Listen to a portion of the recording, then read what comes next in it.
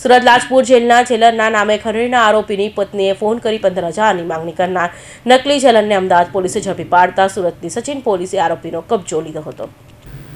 સુરતના અડાજણ વિસ્તારમાં બ્લેકમેલિંગ કેસમાં ફસાયેલા આરોપીના પરિવારે લાજપુર જેલના જેલર તરીકે ઓળખ આપીને પૈસા પડાવનાર આરોપી રાજેશ ત્રિવેદીની અમદાવાદમાં ઝોન 2 LCB ટીમ દ્વારા ધરપકડ કરવામાં આવી છે। ઈસનપુર વિસ્તારમાં રહેતો આરોપી રાજેશ ત્રિવેદી રાજ્યમાં બનતા ગુનાઓ અંગે ન્યૂઝ ચેનલમાં પ્રસારિત થયેલા ક્રાઇમને લગતા એપિસોડ જોઈને પોલીસ સ્ટેશનમાંથી પોતાના વકીલ તરીકે ઓળખ આપી આરોપીઓની માહિતી મેળવ્યા બાદ આરોપીના સગા સંબંધીઓને ફોન કરી જેલર તરીકે ઓળખ આપતો હતો। અલગ અલગ સુવિધાઓ આપવાના બહાને ઓનલાઈન પૈસા બેંક ખાતામાં ટ્રાન્સફર કરાવતો હતો। આરોપી માત્ર કીપેડ મોબાઈલ જ ઉપયોગ કરી ફોન કરતો હતો। તો અમદાવાદ પોલીસ આરોપી રાજેશ ત્રિવેદીની પકડતા સુરતની સચિન પોલીસે અમદાવાદ ખાતે જઈ ત્યાંથી આરોપી રાજેશ ત્રિવેદીનું ઝડપી પાડી સુરત લાવી તેની ધરપકડ કરી હતી। તારીખ 15/11/2025ના રોજ સચિન પોલીસ સ્ટેશનમાં એક ગુનો દાખલ થયેલો હતો। એમાં અજાણ્યા વ્યક્તિના વિરુદ્ધમાં ગુનો દાખલ થયેલો હતો। એ અજાણ્યો વ્યક્તિ એના મોબાઈલ ફોનથી લાજપુર જેલમાં એક અડાજણ પોલીસ સ્ટેશનના ગુનાના કામે 3 આરોપી જ્યુડિશિયલ કસ્ટડીમાં હતા। એના સગા સંબંધી પાસેથી જેલર તરીકે ઓળખાણ આપી અને એમની પાસેથી પૈસાની માગણી કરતો હતો।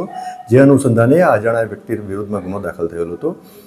ગુનો દાખલ થયા પછી ગુનાની તપાસના કામે જે નંબર ઉપરથી ફોન આવતો હતો એનો CDR મેળવવામાં આવ્યા અને બીજા મુદ્દાઓ પર પણ તપાસ હાથ ધરવામાં આવી।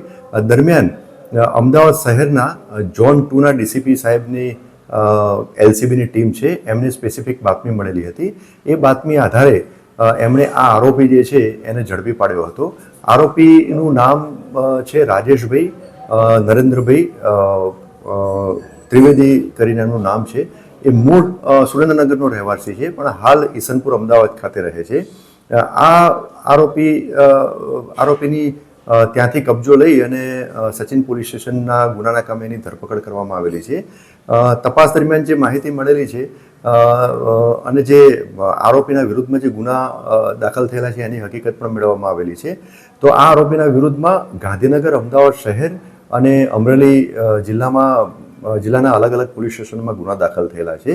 ભૂતકાળમાં આ આરોપીએ પોલીસ તરીકે ખોટી ઓળખાણ આપી, મહેસૂલના અધિકારી તરીકે ખોટી ઓળખાણ આપી અને ફૂડ સેફ્ટી ઓફિસર તરીકેની ખોટી ઓળખાણ આપી અને આ રીતના પૈસા પડાવતો હતો। એટલે આ રીતની આની મોડસ ઓપરેન્ડી જે છે આ આરોપીએ જસ્ટ ડાયલ મોબાઈલ એપ્લિકેશનમાંથી અડાજણ પોલીસ સ્ટેશનના ટેલિફોન નંબર મેળવી અને એ ટેલિફોન નંબર ઉપર PSO જોડે વાત કરી અને PSOને એવું કહ્યું કે આ જે અડાજણ પોલીસ સ્ટેશનના જે ગુનામાં 3 આરોપીઓ પકડાયેલા છે એનો હું એડવોકેટ બોલું છું અને કેટલા વાગે આરોપીઓને રજૂ કરવાના છે એની માહિતી મેળવી। તદુપરાંત આ 3 આરોપીઓના જે સગા સંબંધીઓના મોબાઈલ નંબરની પણ માહિતી એને PSO પાસેથી મેળવેલી હતી। એ પ્રકારે આ માહિતી મેળવી અને એમણે જે આરોપીઓના સગા સંબંધીઓને ફોન કરી અને પૈસાની માગણી કરેલી હતી। હાલમાં ગુનાની તપાસ ચાલુ છે।